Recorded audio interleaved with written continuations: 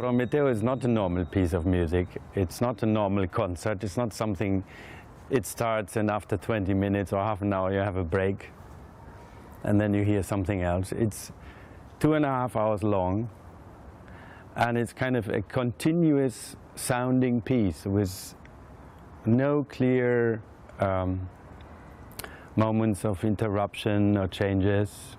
There are changes, but it's a kind of voyage. It has to do with maybe a voyage on water, no clear landmarks. He calls the parts islands. So it's not anything you can find a hold on, you know. You have to go into it and just get into it and let the piece move you forward. You're not looking at a stage with musicians. You're in the middle of the space and the musicians are all around you. And they are divided in different groups. There are 4 kind of orchestral groups. There are solo groups. There's a choir. There are singers. There are percussionists. There's some small strings. There are 2 speakers. So there are many groups. I think it's 11 in total around you. Plus, many of these groups are amplified, and the sound is kind of sent through the space via a complicated surround system of loudspeakers. So you have the live sound in the space, and then you have the electroacoustic sound. And all this makes it a unique experience. It's like you are in the middle of a sounding cloud. Actually, you need 2 conductors in the piece. So there's a principal conductor and a second conductor who has sometimes a different timeline and also conducts some of the smaller ensembles. And when I first came to the piece, it was when I was his assistant second conductor, and that was in 1988, so it's a long time ago. But Luigi Nono still was there himself. That was great, of course.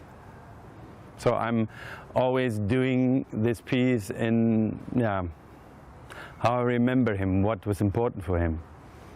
And for him, important was searching the sound, you know. This piece depends very much on the space where you do it. And each time the performance is very different because of the different spaces you are in. I'm very curious in general. And then, of course, to bring this piece into a normal concert hall is a special challenge, because normally concert halls are not laid out for this kind of totally surround pieces.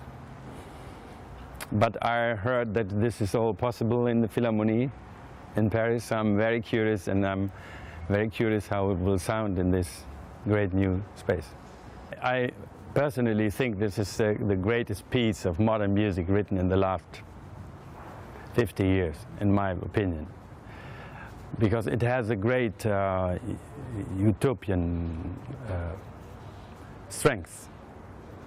But I cannot really, I cannot explain that in a concrete way. The only thing I can say is that it forces you as a listener to really listen again, you know. All your expectations you have about music will not be fulfilled in this experience. You get something completely different, but something really fascinating and something you have never heard before.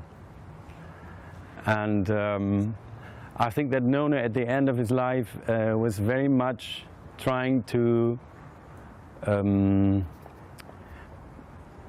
develop listening, really listening, because we have kind of a little forgotten how to really carefully listen, not only to music, just in general.